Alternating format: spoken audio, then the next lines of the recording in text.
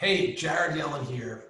Now, I'm sweating because I literally just got off the Resilient Mind podcast with the one and only Eric Balance. And the reason I'm sweating is because this dude really knows how to extract value from people. We talked about the importance of not negotiating against yourself because so many people, they negotiate against themselves. They wonder why they don't have what they want. We talked about the critical nature of why right now, literally right now in time, is the single greatest opportunity to innovate. We talked about why the most potential in the world resides in the graveyard. And I just want to applaud Eric because he pulled all of that out of me with a ton of sweat as well. So I feel like I already did my cardio for the day. And you're crazy not to check this thing out. Love and appreciate you. Hope you enjoy it. And please make sure you share it. Let's get Resilient Mind podcast out to everybody. They need a resilient mind now more than ever. And Eric's the dude to make it happen. Thanks, everybody.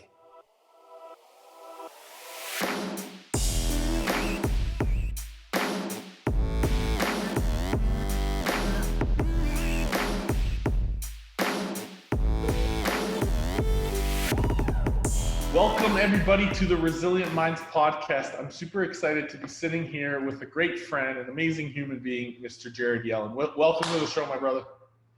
Yo, man, it is an honor. I saw this today and I was like, I'm gonna be with Eric today. It's gonna end my day that way. I couldn't be happier, bro. I'm so excited to see that smiling face. I can feel the mission. You can be sweat through Zoom. So that's the real deal. So let's do it. I appreciate you, bro, man. Honestly, guys, this man has been doing so much, and talk about a man on a mission. I want to share a little bit about him. There's so much that there's to acknowledge, but really specifically, Jared is motivated by creating lasting change and impact in this world. He's the ultimate entrepreneur. After his parents divorced when he was 5, the vision to create freedom for himself and for everyone in his life became literally his catalyst, the catalyst. He ultimately achieved this accomplishment through launching, a variety of companies, including a reverse mortgage platform, a personal training business, a health and wellness franchise, and even traveling as a motivational speaker. Dedicated to his passion, creating freedom for others, Jared founded SYNDUIT from his 2-bedroom apartment. And driven to take this success a step further, he turned his girlfriend, now his wife, and profoundly stated to her, he said, "Listen, Lindsey, I will solve a marketing challenge for 1 million people." And this is the coolest thing, is spending time on understanding how that's continuing to evolve. At the time, the vision seemed rather far-fetched to many, but nothing remains out of reach for any of us. This man's a clear man on a mission. Through grit and determination, he's been able to launch a multi-million-dollar software platform while growing an exceptional team of entrepreneurs at SYNDUIT without any outside capital. And the SYNDUIT mission is simple: unite 1 million change maker entrepreneurs so that together they can help create freedom for 1 billion people around the world. While being an entrepreneur is in his blood, this man is a man of many arts. He invests a significant amount of time into his relationship with his soulmate, as I said previously, Lindsey, and his daughter Taylor and their son Riker. Together, they're dedicated to living a beautiful, healthy lifestyle, always seeking out to improve themselves and develop the latest personal development businesses and programs around the planet. Blessing to have you gentlemen, you amazing dude. I love you. I'm blessed to call you a great friend, and excited to really expand on how we can serve the audience and the world here on this platform. So bless you, bro. Thank you, man. Thank you for that intro, and let's do it. Let's add some value. Let's do it, bro. It's all about adding value. So, resilient minds, right? The foundation, how I always believe the Resilient Minds podcast is so important, but most importantly about creating it from our experiences, which I like to call our X factor. Our X factor and how it contributes to our why, our purpose. So maybe there's, a few different defining moments that have added up to one main big one. But how has your experience in your life, Jared, through, all your ups and downs, through all your, successes, really contributed to this big why that you continue to push on? Yeah, you know what it is? So I don't even know if I've ever shared this story with you. So when I was 20 years old, I had this epiphany. And the epiphany was eventually I'm going to be a dad. I knew it wasn't when I was 20, but I knew eventually that was going to happen. And when I started, and the reason I even thought that, Eric, is like you mentioned in the intro, my parents went through a really intense divorce when I was 5. I'm sure there was plenty of worse divorces than my parents, but they read a book called like What Not to Do, and they did all of it. Like it was just a bad divorce. And so if somebody were to ask me like define your childhood in one sentence, I would say loud. Like there was just nowhere to go for peace. So I'm 20 years old and I'm like really deep in this thought process of eventually I'm going to be a dad. I'm like, what does that even mean? And the word freedom kept showing up for me. And it was time freedom, it was geographical freedom, it was financial freedom. It was the freedom to do whatever I wanted, whenever I wanted, and as often as I wanted. And as I was thinking about that, I realized there was only one path that I could conceptualize to get there, which was entrepreneurship. That was the only path that would give me the level of freedom that I was not willing to negotiate against myself with. So fast forward to today, 15 years later, I'm 35, like you mentioned. I have a beautiful daughter named Taylor who just turned 4. We had Elsa come to our house from Frozen for her 4th birthday. And my son is 22 months now, my little rock star Riker.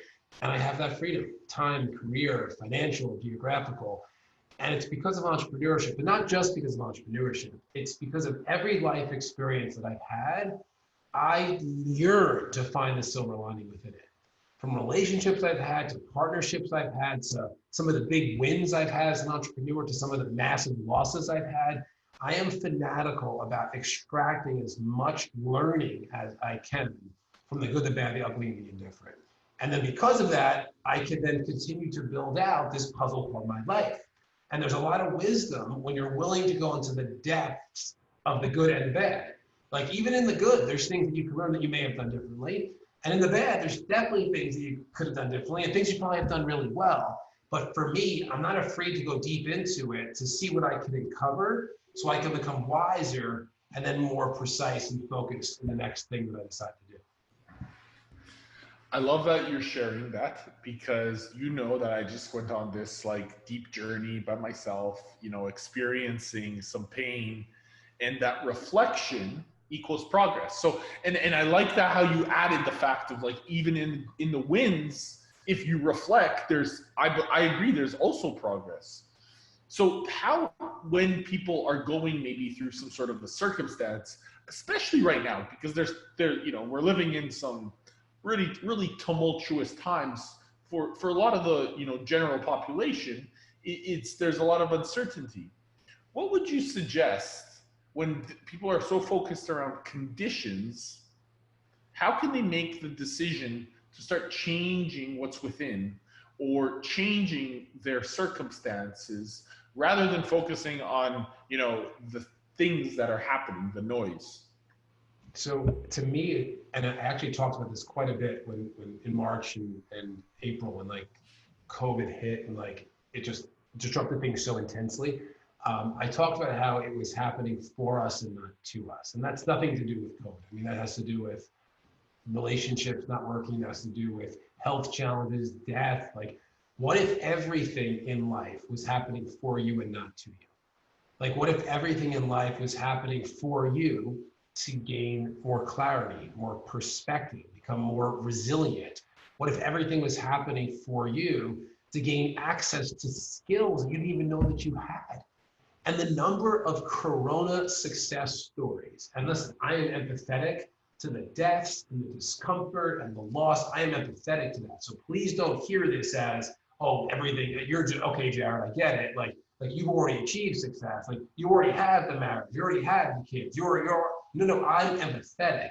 I know people that died, I know people that have suffered, I know people that have lost jobs, in my family it's happened. So I'm empathetic, but I'm also very practical in the sense that there are going to be seismic opportunities for people that sees this as an opportunity, sees this as an opportunity for breakthrough. whether it's a new idea, an innovation, finding an inefficiency that exists in your own life or in the world where you can then build a solution. So what I encourage people to do, regardless of their challenge, is to see it as something happening for them, not to them. Find the meaning, but don't just go on this like journey where you're seeking and seeking and seeking. Instead, find something and then execute upon it. Find something and then execute upon it. Your breakthroughs happen because of the actions you take, not the thought of the action. So find something and then execute. And I'm known as this extremely fast mover, like especially in entrepreneurship, where like if I have an idea, like it's a new company with a bank account and we're already launching in like weeks. Like that thing happens quickly because I like to execute, to test things versus just thinking about them. I encourage everybody with whatever challenge you're facing right now, find how it's happening for you and then execute based on that distinction as quickly as possible. Execution trumps knowledge every day of the week. Absolutely. And I think that several years in the making, you know, you've been on this profound journey to evolve into this level that where you're at. Where was something that changed in your belief system as you grew? What was something that like really a defining change that was just like, wow, this is something, now I know the secret to life. I'm all in. You know what it was? So I had this, I don't even know where this was derived from. I had this limiting belief, which was I could either be successful as an entrepreneur or I could have a successful and healthy relationship, but I couldn't have both. And this was like a deep ingrained in belief in me. Like it's what I thought. It was one or the other. And this crazy thing happened to me, Eric, is I met Lindsey 2 weeks before I launched SYNDUIT. And for any like just advice for everybody, probably not a good idea to launch a new relationship with a new company within 2 weeks because like both of them require, as they should, a lot of like attention and intention. But like I had a feeling Lindsey was the one, or I was certain she was the one, and I knew that I had to pursue SYNDUIT because of my life mission. So I'm like, yeah, like I'll just take on the weight of two massive things and do it at the same time. And here's what happened. My belief system won. I went all in on SYNDUIT. I had no choice. It was very successful very quickly. And my relationship got nothing. And it began to implode. And my moment happened early on in the relationship when I was working like 20 hours a day, like any like entrepreneur, like just pushes and grinds. That's what my life looked like. I would like literally wake up at 9 and go to bed at 5 in the morning the next day, like very intense. And I remember getting into bed one night around 4 or 5 in the morning. And Lindsey poked me. She was sleeping for hours already. And she said to me, Jared, I feel like I'm an inconvenience to you. And I remember in that moment, what I could have heard that is you're so ungrateful. Like, do you realize how hard I'm working for you? I could have like retaliated and went after her. I could have started crying, like, oh my gosh, like I can't believe that's how you feel. But I started to smile. I started to smile because that was the exact message that I needed to hear. Because if entrepreneurship was making the person I care about most feel like an inconvenience, then whatever I was doing as an entrepreneur had to change. And it changed radically when I woke up 4 hours later. I committed to her that you'll never feel that way again, and I'm going to prove that you can have it all. Committed. That was it. It was a non-negotiable. All I could see was how can I create a structured life where I can have a thriving relationship, my health can thrive, the business can thrive, and then now I'm a dad, and I could thrive as a dad. That was my defining moment when I realized it wasn't this or that, it was both for me. And I went all in on proving it was possible. And I am fanatical. My team sees this more than anybody else. I'm very open to them on how they can do it too. Because I believe everybody can have it all. You just have to define what you actually want. But it was that line from Lindsey where she literally poked me and said, Jared, I feel like I'm an inconvenience to you. Bro, you know that speaks like amples to me right now. Like amples to me right now. And that is just like you hit me right in the gut, like right in the heart. I loved it. It just recognizing that, and then when that pain of like, you know, Lindsey telling you, you know, I feel like I could have inconvenienced you, and how it just, you were willing to step up to it. I had you know, I had to realize it out of actually losing a relationship, and that to me is also, you know, the journey, right? And I think that there's so many entrepreneurs out there, men, women, that think that way, because I did up until a few weeks ago. I thought the same way, absolutely. And I think that the combination, what I realized is the combination, like you said, you can have it all. You can be an amazing entrepreneur and a great, partner, and have it all as well. Now, what would you say to somebody right now that is in that tremendous thought process right now, and say to them, I don't see it that way. There's no freaking way that I can do one or the other, or both together. It's got to be one or the other, because I was there. And if this podcast was maybe a couple months earlier, I probably would have learned a lot.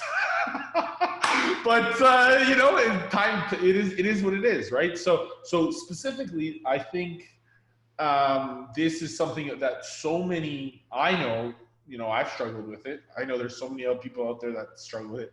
What would you tell somebody that, maybe was in my shoes a couple months ago, or is in those shoes right now? The question is, you have to make a decision, and it's not fair to the relationship to choose both. And it's not fair to you as an entrepreneur to choose both if you don't believe you can have it all. So if that's what's being challenged, seek the one that creates the most joy for you. Because to me, there is nothing more important than peace in life. I recently ended a business venture, and on Father's Day, I was on the beach, like 1 minute from where we live. And my daughter, Taylor, who was at the time was 3.5 years old, she was laying on my chest. And she was breathing on my neck, just relaxing. And my son, who was 1.5 at the time, he was burying me with sand, and he was giggling, Eric, and my phone was nowhere in sight. And in this previous business venture, that was not possible. And I was looking up at the sun, and it hit me. And I realized this is peace. And I won't negotiate against myself ever again. I won't lose this. So for the person that's challenging this belief of you can't have it all, I honor it. You're just not there yet, but make the decision based on what brings you the most peace, what brings you the most joy. So if that's going out and having the most luscious, wonderful relationship, go all in on that relationship, all in on it, and have that relationship until you get to a place where you believe you can have it all. And maybe what it ends up looking like is, with that partner, you launch a company together. So now you're actually building your own empire, and you're in a relationship. So you're proving you have it all. If it's you as an entrepreneur is what brings you the most joy, all in as entrepreneur. All in, this is all you're fanatical about it. And then you have a breakthrough where the business gets to a certain point, and you can bring on other people that can then take responsibility off your plate. And you're at a place in your life now where you're I want to share my life with somebody. And then you start building that life with that person, and you've proven that you have it all. So if you believe right now that it's one or the other, just pick the one that brings you the absolute most joy and peace. And that's the one you go all in on. Dude. And that is something that I think so many people need to hear, is just make the decision. Because if you're humming and hawing, you're given 50-50 or 0-0 to both. And that is something that I can completely resonate with myself. So going back, so listen, it's not fair. It's not fair. Yeah. So it's so just be decisive and don't look back. Just be decisive, don't look back, look forward. You are in a position, you and anyone listening to this was in that position for you, not to you, because you were meant to make a decision. And then make the decision, and it's not a decision forever. It's a decision for right now, until it's not a decision anymore, and then there's a different decision that's made. But I honor you, because I know that you went through a transition, and anybody else out there as well. Just make the decision, and 100% is what's required. Yeah, bro. Talk about SYNDUIT, because I honestly, the way that you make me feel right now, and I'm sure anybody that's listening right now, I'm certain that you have this compassion and this love that shows up in your mission about SYNDUIT. And that is, you right now you're showing so much support, even to anybody that's, has been through a situation like this, especially myself. So I'm feeling it. But like, if somebody is going through SYNDUIT and your mission through SYNDUIT, describe the process of how those values really show up in your mission, because you're a compassionate dude, you're showing up with heart, you're all in integrity, you're totally focused on the success of it. How do these processes, or these values more so, show up behind the process of what SYNDUIT has created and continues to elevate to? So I was interviewed earlier today for a different podcast, and somebody said to me, if you can be remembered for anything, what is it? And I said, I will be remembered as the man who walked their talk. SYNDUIT's just that. It's me walking my talk, and it's as a software solution. So I'll give you a little background. I'm a non-tech entrepreneur with tech ideas. That's a rather frustrating place to be, because I have lots of ideas that I can't actually build. Like, there's nothing that I can do to build my ideas. SYNDUIT's 9 years old now, Eric. And for the first 3 years, I had to monetize myself, my skill, which is I know how to write marketing copy and I know how to sell. So version 1 of SYNDUIT was a marketing agency that scaled exceptionally quickly because I'm a really good copywriter. And initially I just sold myself, and I had a few very high profile clients, and my copy worked, and then everybody wanted to hire me, which meant that I built an agency. But I realized for me, that was a good company. I mean, like, financially, it was way better than good, but it was a good company. And I didn't want good. Like, I didn't want to like settle for good. Like, I wanted epic. I wanted to support 1 million entrepreneurs. And as an agency, I did the math one day years ago, I'd have to hire almost 600,000 people to support 1 million entrepreneurs. And I knew I didn't want to do that. Like, I was certain that that was not the vision to get to the million. So I started thinking to myself, how can I support 1 million entrepreneurs? And that was when the vision for the software came to me. I just saw this number, but that was a huge risk. I mean, we have a big team, big office, 400 clients paying us thousands of dollars a month as an agency. And I had to be willing to let go of good to reach for the potential of epic. Didn't mean I was going to get there. And a lot of people face this, whether it's in a relationship or their health or business, where like they have a good thing going. And sometimes a good thing is the worst thing, because it's so hard to let go of good for the potential of something bigger. And it's not the materialistic side, it's the impact side. But for me, I did it. And I'm a living example of it, because fast forward to today, SYNDUIT has a beautiful team. We have tens of thousands of users on our marketing platform. In just 4 years, we've grown to over 40,000 active users, all small business owners across 30 industries that are able to take the values that myself and my team have instilled in the company, and they're able to then live out those values because our software is creating more freedom for them. We then talk quite a bit about the importance of like making a decision, whether it's business or family or have it all. So they're applying this methodology in their life. So SYNDUIT was just an example of that. But recently I had a realization, and the realization was that my time, like being the operationalizer of SYNDUIT, was over, because I have an amazing team and I wanted to give them the keys to the kingdom. I wanted them to have the ability to lead and take this company to the next level. So I launched a new venture, and this new venture is one that allows me to do what I've done with SYNDUIT, but with hundreds and eventually thousands of companies. It's called Sela Labs, and Sela Labs is a technology incubator where we actually partner with people like me, non-tech entrepreneurs that have tech ideas, and we build their ideas at cost. Because I own a company in India that employs tons of engineers, and what I never want to do is charge somebody $200 an hour for an engineer when I'm paying them $15 in India. Like, I don't want to do that. I don't want to make money that way. So instead, I want to vet the idea, I want to vet the person, I want to vet the ability to reach the market, and if everything checks out, I want to partner with them. I want to have equity in the venture so that we're aligned with our values, because I've proven that I can scale software. And the loneliest road somebody can take in entrepreneurship is being a non-tech entrepreneur with a tech idea and trying to take that idea and bring it to market.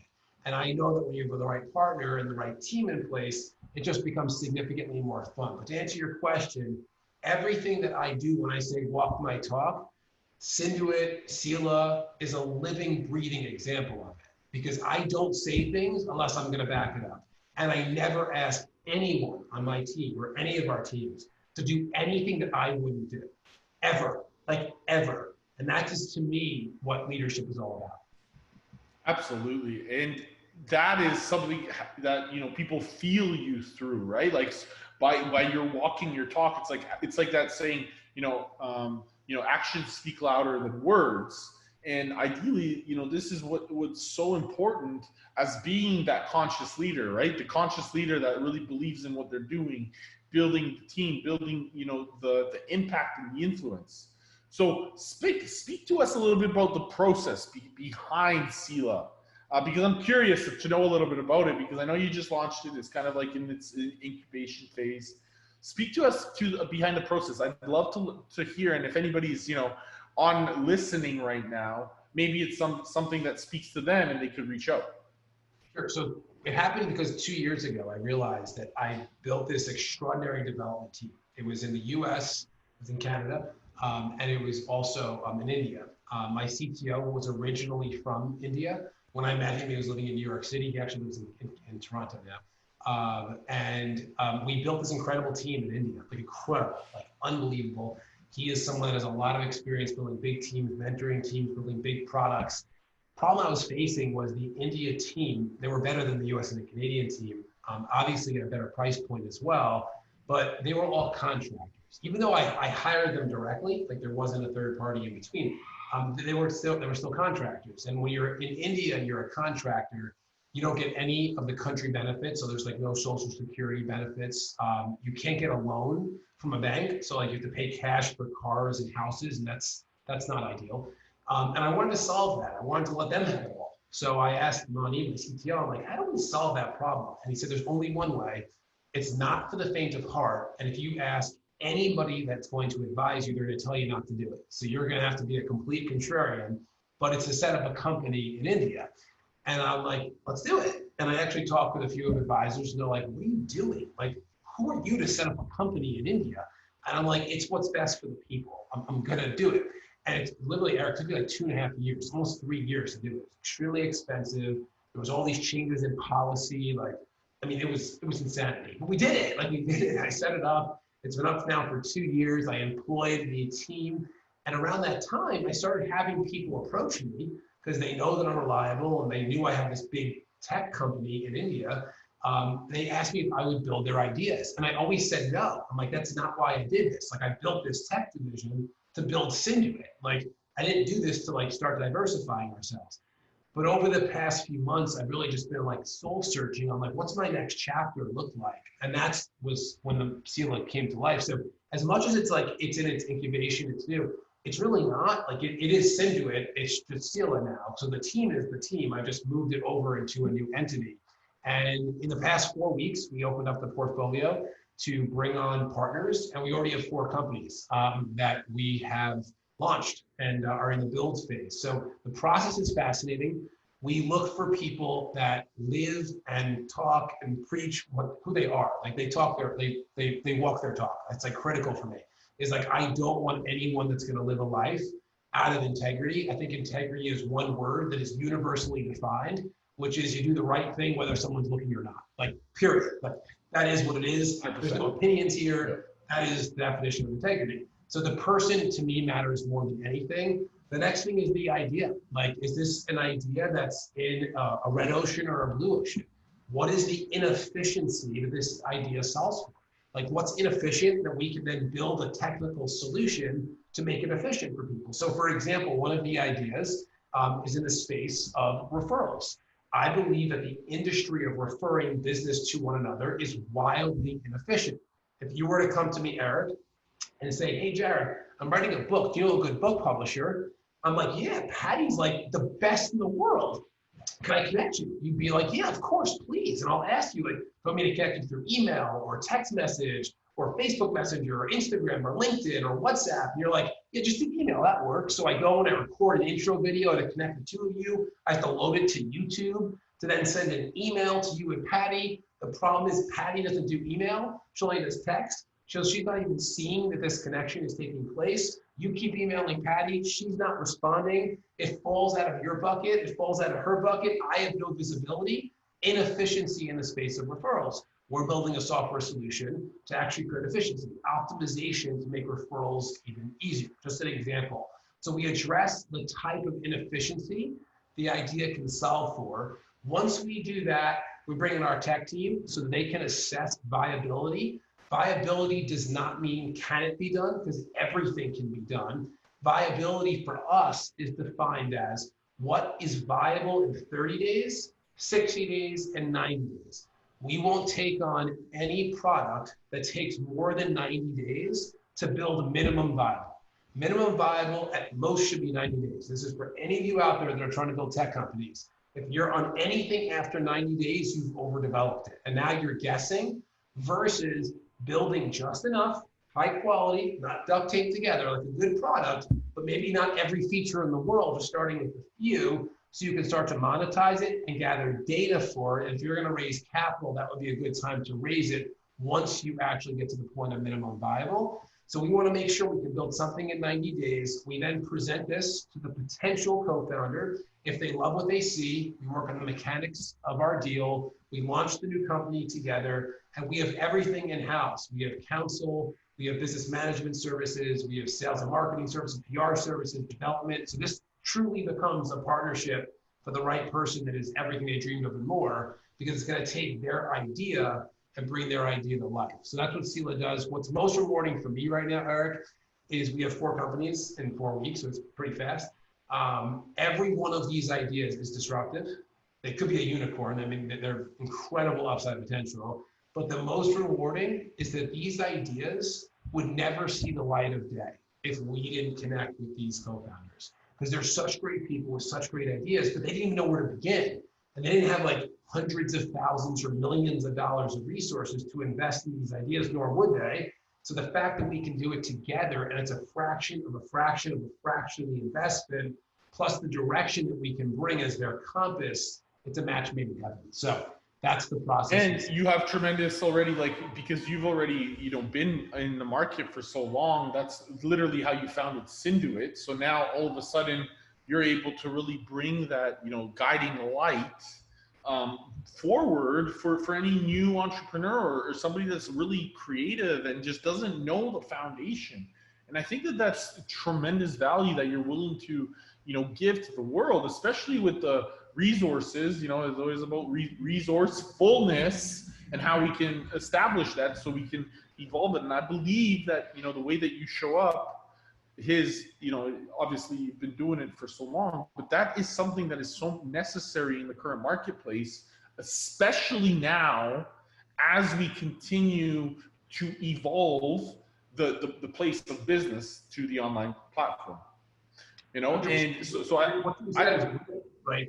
Like when I say COVID happened for us, not to us, the amount of innovation that's going to happen because of this is unlike any time in human history. And it's either you're going to watch it and complain, or you're going to be part of it. This is listen, people are sick, suffering, dying. I get it. I'm empathetic to it. So I'm like, well, let's just put that on the side, because that is something that we can't control. But what we can control is what we do with this opportunity that stands before us right now. And I deeply believe that this world needed a recalibration, which is like what this is. Yep. It's been recalibrated. And create more freedom as a result through this recalibration. Massive, forced upon us because nothing else was going to do it. And now there's a lot of inefficiencies that have been exposed. And technology will solve those inefficiencies, not by making people connect less, but making them connect more within this new norm. So for any of you out there, if you had this idea and everybody in your world is that's so far-fetched, A, make new friends, but B, it's not far-fetched. We are literally building 4 companies in 90 days. And by the end of this year, we'll have at least a dozen or more. At the end of next year, we'll have over 100. And these are companies, not like a little mobile app. Not to say little mobile apps aren't great, but that's not what these are. These are actual entities where we're hiring executive teams, and we'll do additional funding rounds. We have access to investors. These are real companies. So don't let anyone say that your innovation right now is far-fetched. There is no better time than right here, right now to execute on your innovation, because most of the world is not, unfortunately, not going to hear this podcast. So they're just going to sit around remaining stagnant. You, someone listening to this, this is your chance. This is your opportunity. Seize the day and take massive action. Carpe diem, carpe diem. Yes, I love it. So, it's all about, like we talked about earlier, execution, especially during a time like this. Now, when individuals really have opposite, points of view, and they're really, really approaching with resistance when you're thinking this way, because trust me, and I know that there's tons of people, sitting there saying to us, this is so unfair and all these things. How do you respond to that, Jared?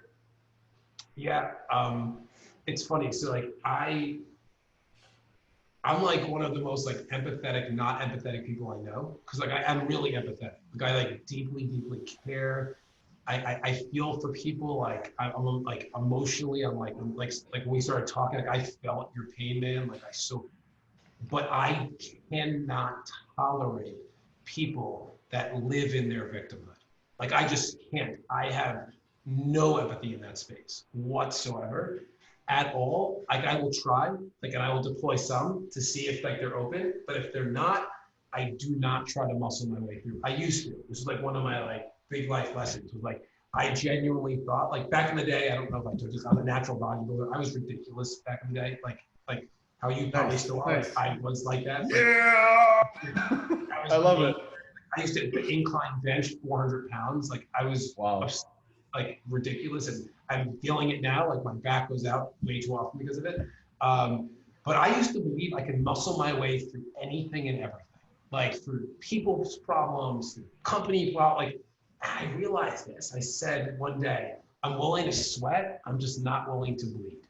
And that has to do with helping people. That has to do with business. That has to do with everything. What that looks like is many people will like muscle their way to success. And like they'll get there maybe, but like they're busted and they're bruised and they're bleeding. And it's just like not worth it. But what sweat looks like is hard work. Like sweat feels good. Like sweating is healthy, right? Like sweating is a detoxification. It feels good when you do that.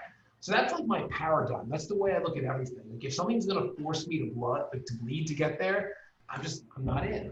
If it's sweat, if it's hard work, I'm game on. So for any of you that are like stuck in victimhood right now, like you're unsure of like I don't know, like this sounds good, maybe this is hypey. It's not hypey. Like I hate to break it to you, like Eric, you're a seize the day type of dude. You're about to have the biggest year of your life. Like, and I mean it personally and professionally. Like personally and professionally, the next 365 for you, literally, and you have your past 365 was pretty big too, right? And the one before that was pretty big too, right? This next is like 10x that. Like it's so much bigger, like because you're a seize the day dude. And like any of you dudes or dudettes listening to this, like if you're the seize the day person, like no hype, this is the best next 365 for you. The best. Could there be challenges that emerge that you don't expect? Of course. But if you're a seize the day person, you look at that as an opportunity to grow more. You look at that as an opportunity to pause, to then speed up. Like I love when all of a sudden I'm thrown with a challenge I didn't expect. It forces my pause. Like I honor it. I'm like, okay, forced pause. Happened for a reason. Why did it happen? Oh, wait a second. I was going full steam ahead into a wall. Like that pause helped me see that there was a door like one step away from the wall that I can open, and now I can go and I can execute with precision. So mark my words, we're on August 18th. Bro, right you gave me goosebumps when you said that. Like goosebumps. Like, woo! I honestly I feel it, man. And this is so important. It's like really seizing the day and taking the next, 12 months, 365, and doubling down, going all in, and being so focused on what you can create this moment for the future.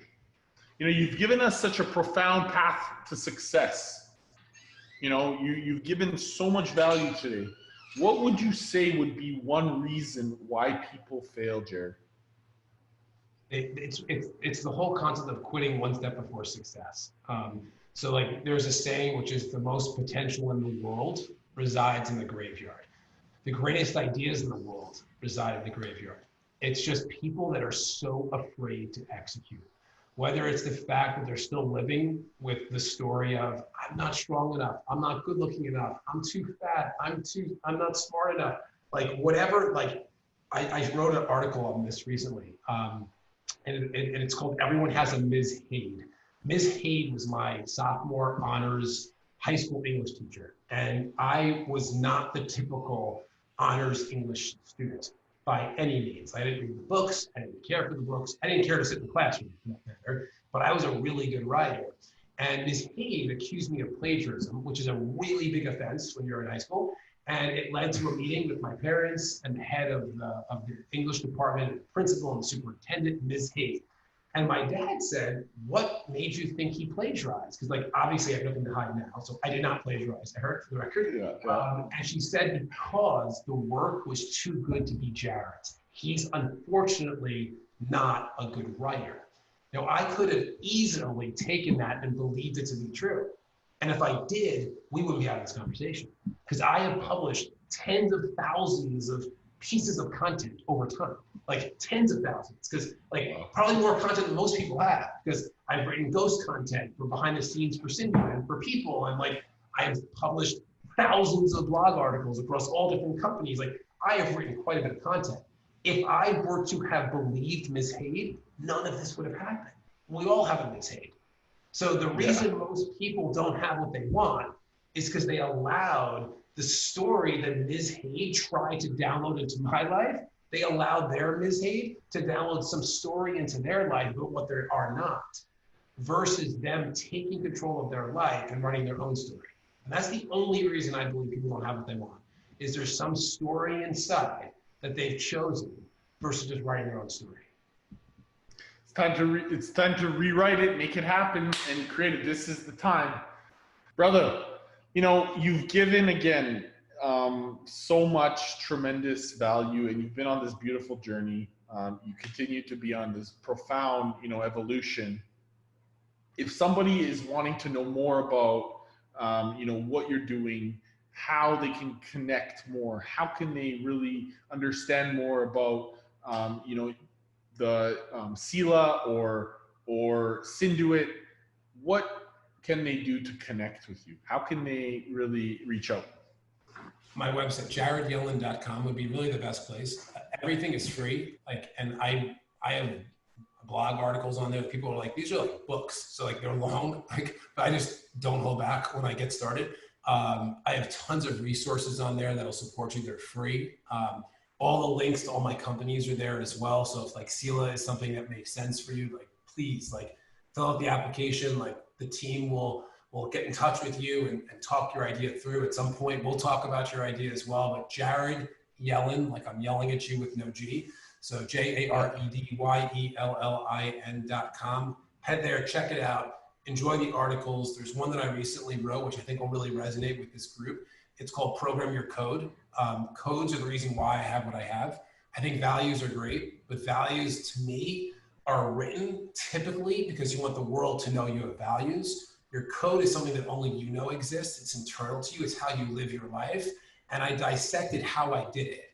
And it's been something that people just love going through. So go check it out. Everything on there is free. It's JaredYellin.com. Beautiful. And I'll add it into the show notes too for anybody that's listening on the road right now. Brother, last question for you before we wrap it up. If you had 3 days left to live, what would you do? I'd be with my kids for every second of those 3 days. I let them sleep because there's nothing I love more than watching my kids sleep. And I do it every night. I sneak in, much to my wife's dismay, because she's like, you're going to wake them. I'm like, it's okay. And I just watch them. So I would not do anything other than spend my 3 days with my kids. I love it, man. Jared, blessings to you, bro. Thank you so much for everything. Do you have any last words or comments or statements you want to share?